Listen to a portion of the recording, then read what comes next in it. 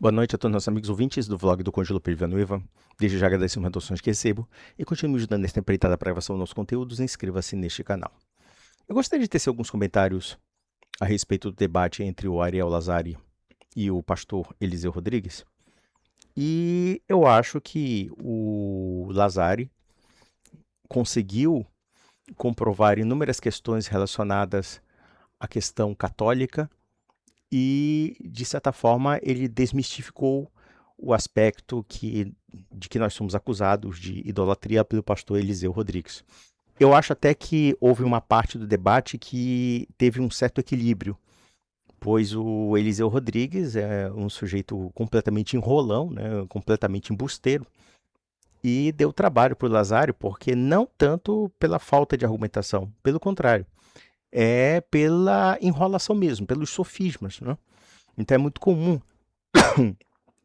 esse pessoal agir muitas vezes com certos raciocínios capciosos no que diz respeito ao quesito da palavra adoração. E vejam que uma das questões problemáticas do protestantismo, no meu entender, é que eles não sabem dimensionar muito bem o que é o culto, né? Como de fato se adora a Deus, como é que se define o que é adoração, o que não é adoração e assim sucessivamente. Então, muitas vezes, eles se prendem a certos tipos de atitudes gestuais e começam a acusar de idolatria, quando, evidentemente, essas atitudes de gestos são convenientes para você acusar de idolatria. Um exemplo clássico disso é quando um católico se ajoelha a uma imagem santa. Então, é preciso atribuir a esse católico a ideia de que ele estaria adorando aquele objeto, ou então tentando limitar a magnificência divina através daqueles objetos, como de fato os idólatras fazem. Mas não é o que acontece. Na prática, os católicos prestam honra às imagens sacras justamente apenas como um critério representativo e não como um critério literal. E mesmo assim, nem todo ato de ajoelhar-se é necessariamente adorar, e todos nós sabemos disso. E observe que o pastor Eliseu Rodrigues pegou trechos da Bíblia Católica e, por conta de uma tradução, e eu acho que está em Atos dos Apóstolos, há um termo que se usa entre adorar e venerar, e isso se direcionava a uma deusa pagã. E eu achei interessante porque ele, de forma muito desonesta, usou esse sentido de tradução, aí, e claro, ele falou Bíblia Católica, né, como se isso descredibilizasse a igreja no que diz respeito aos critérios de culto que a igreja estabelece. Mas vamos lá. Ele cita duas palavras, veneração, adoração. E ele aborda essas duas palavras, no caso, veneração, adoração e assim sucessivamente, quando, na verdade, se nós analisarmos pelo prisma da língua portuguesa, a palavra veneração como a palavra adoração são palavras que têm sentidos equívocos, né? O que são os sentidos equívocos? Podem emprestar vários tipos de interpretações que nem sempre são as mesmas. Eu vou dar um exemplo clássico da própria palavra adoração. Nem todo emprego da palavra adoração significa necessariamente culto a Deus. E também não significa necessariamente idolatria. Vejam, por exemplo, o caso de um homem que diz adorar uma mulher. Quando um sujeito diz eu adoro minha esposa, eu adoro meus filhos, eu adoro minha família, claro que ele não está atribuindo divindade àquelas pessoas, mas sim ele está expressando um sentimento intenso sobre aquela família, não é? A veneração também é a mesma coisa. Claro que quando dizemos nós veneramos a Deus, aqui podemos dar um sentido de adoração. Porém, veneração pode ser tão somente um critério de honra, de homenagem, de admiração, como, por exemplo, é muito comum nas encíclicas papais os papas se direcionarem aos bispos e aos patriarcas afirmando veneráveis irmãos, veneráveis bispos, veneráveis sacerdotes e assim sucessivamente. Então, vejam que essas palavras são usadas no sentido equívoco. Evidentemente, o senhor Eliseu Rodrigues escolhe aquilo que é conveniente para ele denunciar o que é idolatria. E aqui nós temos um outro problema, a própria palavra idolatria. Vemos que os protestantes não sabem definir muito bem esse sentido e atribuem apenas a gestos externos aquilo que eles convém, claro, no sentido de caluniar os católicos. E o Ariel Lazzari mostrou cenas da Sagrada Escritura que revelam, por exemplo, certos tipos de culto ou certos tipos de manifestação de honra que, segundo a lógica protestante, poderiam ser interpretados como idolatria, mas que na Sagrada Escritura não é idolatria. Por exemplo, um judeu se ajoelhar perante o rei, se ajoelhar perante o rei Davi, se ajoelhar perante um profeta. Aquele sentido é um sentido de culto. Aqui também nós temos uma palavra que é equívoca, porque culto significa algum tipo de honra ou homenagem que não necessariamente adoração. Você pode prestar culto no sentido de cultivar, né?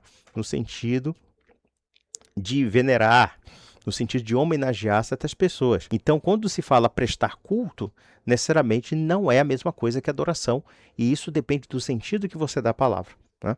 Tal como veneração e adoração são palavras equívocas também, né? E vejam que os protestantes se utilizam muito desse recurso semântico, manipulando a semântica, como também manipulando o próprio critério da manifestação do culto. Então, Lazzari mostra, por exemplo, que Josué se ajoelha perante uma arca, se ajoelha perante o objeto. E o Eliseu Rodrigues afirmou que a arca não era objeto de culto.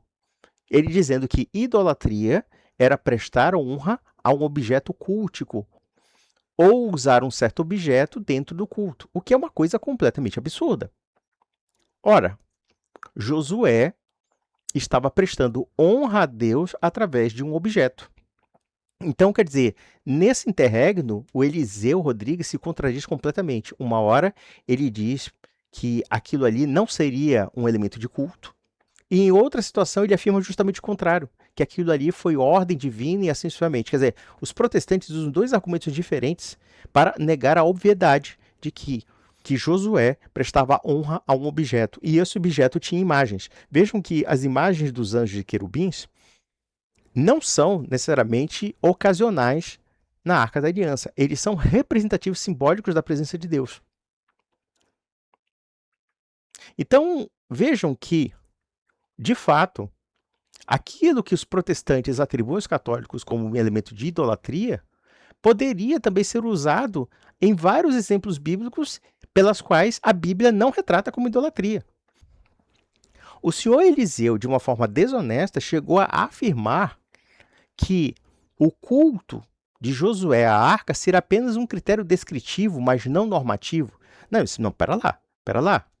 A Bíblia não se limita a ser um código de regras. Ela também mostra exemplos, ela mostra ações, e essas ações podem servir sim de exemplos. Então, se Deus manda construir uma arca no sentido de se fazer presente perante o povo hebreu, então, na prática, Deus não proíbe a reprodução de objetos, como também não proíbe a reprodução de imagens. O que, no caso, consideramos Êxodo capítulo 20, versículo 4, não é reprodução de imagens de escultura como é traduzido, mas sim imagens de ídolos. Existem várias terminologias para a palavra ídolo. Uma delas é o quê? É uma figura esculpida, que poderíamos usar no hebraico pesel.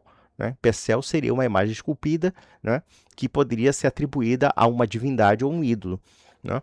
E isso não existe na Igreja Católica por uma razão muito simples. Por uma razão muito, muito simples. Os santos da Igreja Católica, que são objetos pelas quais prestamos honra e reverência, não são deuses, são pessoas. E, portanto, sendo pessoas, não existe nenhuma limitação para reproduzir a imagem de pessoas. Por outro lado, nós temos a imagem da Virgem Maria, nós temos a imagem de Nosso Senhor e também a imagem da cruz. E vejam que, através de critérios estritamente simbólicos, usamos esses materiais como partícipes representativos da adoração. É claro que quando nós mostramos honra à cruz, nós estamos mostrando não necessariamente aquele pedaço de madeira ou aquele objeto, nós estamos mostrando honra justamente a quem está sendo representado, que é o Cristo crucificado. Ou seja, nós estamos honrando de uma forma simbólica alguém que morreu por nós. Então, quer dizer, a cruz ela surte com uma mensagem, como a imagem de um santo representa uma mensagem.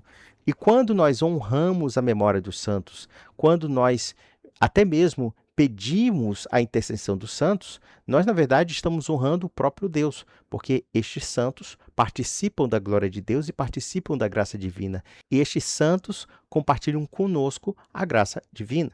Claro que eu não vou me delongar sobre a questão da intercessão dos santos, que eu já expliquei em vários vídeos aqui, mas vê-se claramente que os protestantes não sabem o que é o critério do culto, não sabem o que é o critério da adoração.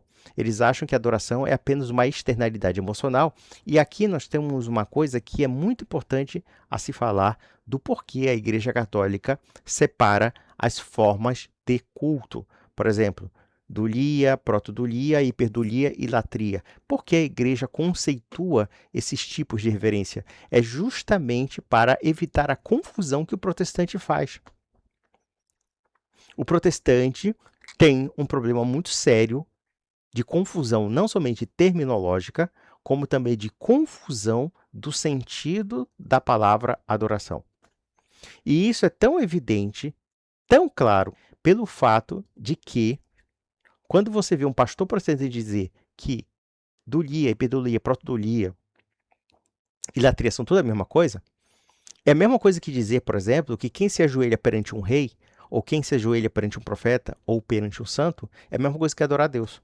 Vejam que você tem um ato que é parecido, ou seja, o ato de se prostrar perante alguém ou perante algum objeto. Então, logo, o que define basicamente o ato de se prostrar perante um rei, o ato de se prostrar perante um sacerdote, como no caso do Antigo Testamento, ou o ato de se prostrar perante a Deus? Qual é o diferencial, sabendo que a prática é a mesma? É simples, é a intenção. Se eu me ajoelho perante um rei para adorar um rei e para prestar um tipo de tributo que pode ser um sacrifício, aí sim podemos dizer que é idolatria. E vejam que a idolatria não se limita somente à adoração aos falsos deuses, né? Nós temos também idolatria a certas coisas que nós colocamos acima de Deus. E o conceito mais correto de idolatria, que o senhor Eliseu Rodrigues não soube definir, é colocar a criatura ou colocar alguma coisa no lugar de Deus. Então, por exemplo, a glória que nós damos a Deus, a honra que nós damos a Deus, é distinta, evidentemente, da honra que nós damos a outros tipos de pessoas, ou então a honra que nós damos a determinados objetos. Sim, alguém vai dizer, como é que você pode prestar honra ao objeto ou culto ao objeto? É uma questão muito simples. Por exemplo, a Arca da Aliança era um objeto de reverência, de culto e de adoração. E quando o tal do pastor lá diz que aquilo não era objeto de culto, pelo amor de Deus, se alguém tocasse na Arca da Aliança, morria. Para ver o grau de sacralidade que havia na questão da presença da Arca da Aliança. Podemos ir até mais além, a questão das imagens. E é interessante que o senhor Eliseu Rodrigues chegou a utilizar um versículo do capítulo do Evangelho de João sobre São Tomé, e Jesus Cristo aparece a São Tomé comprovando o fato de que ele ressuscitou, não é? E Jesus Cristo fala, bem-aventurados aqueles que acreditam e não viram. E o senhor Eliseu Rodrigues, de uma forma muito demagógica, disse que aquilo ali é a prova de que nós não precisamos de imagens. Eu não entendi realmente a correlação, porque, vejam, mesmo que Jesus Cristo fale que podemos crer sem o vê-lo, no entanto, ele se fez carne. No entanto, ele se fez imagem. No entanto, ele se fez visível a todos nós. E aqui nós temos um outro aspecto das imagens, ou seja, de que a imagem é um componente da própria realidade concreta que Deus criou no mundo. Quando você vê a criação, quando você vê as pessoas, quando você vê os objetos, nós vemos imagens, aquilo que pode ser captado pela sua imaginação ou pelo seu cérebro.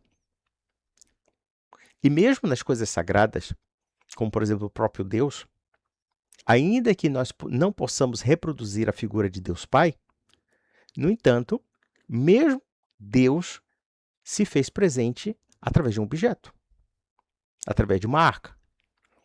E alguém vai dizer que a arca não tinha imagens? Tinha, não somente imagens, imagens de cultura. Então, quer dizer, toda a interpretação protestante cai por terra aí. E observem que, falando de prostração e adoração, quando a Sagrada Escritura repreende certos tipos de prostrações, não é pelo ato em si de prostrar, porque você tem exemplos de prostração que não são interpretados como idolatria. Mas, por exemplo, quando Cornélio se ajoelha perante Pedro para adorá-lo, e já coloca assim a questão, quer dizer, ele não somente se ajoelha, não é uma questão somente de honra, é uma questão de ele atribuir divindade a Pedro, Cornélio. E Pedro fala, levanta-te porque eu sou apenas um homem.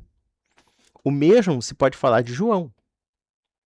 João se ajoelha perante o anjo, pensando que é a presença de Deus, e o próprio anjo identifica que não é Deus, ele é só tão somente um mensageiro de Deus. Então, nas duas situações em que há uma repreensão ao ato de se prostrar, há também o quê? A advertência sobre a idolatria. Vejam que no capítulo 7, versículo 6 de Josué, Deus em nenhum momento repreende Josué por ser idólatra. Ele repreende tão somente pelo fato de que o que você está fazendo aí? Vá fazer o que tem que fazer. É isso que ele fala. E tão somente isso. Então, essa distinção entre o que é representativo e o que é normativo que o pastor coloca não tem o menor sentido. Não tem o menor sentido. Por exemplo, quando as pessoas batizam outras pessoas, evidentemente que você tem a explicação de Cristo. Porém, as pessoas simplesmente batizavam, praticavam aquilo. E alguém vai dizer que a prática do batismo não é um exemplo, não é um modelo que possa ser exemplificativo? Evidentemente que sim. Existem inúmeras cenas da Bíblia, da Sagrada Escritura, que, embora não sejam uma norma, porque o protestante tem essa visão legalista, na prática, revelam claramente que a Sagrada Escritura dá exemplos não somente por regrinhas, não somente por leizinhas, ela dá exemplos também através de modelos de vida, como também de ações. Então, certas ações são elementos pelos quais devemos seguir também. Ações que são virtuosas, ações que são santas. Por exemplo, o ato de jejuar, o ato de rezar, dentre outras coisas, muito além de uma mera regrinha, você tem práticas, você tem modelos, você tem arquétipos pelos quais você deve seguir. Então veja que, nossa, eu fico assim chocado com o grau de limitação intelectual que esses pastores protestantes mostram. Pelo menos gente do nível do Eliseu Rodrigues. É sofisma de cabo a rabo. É apelação de cabo a rabo. Mas enfim, meus amigos, é isso e até a próxima.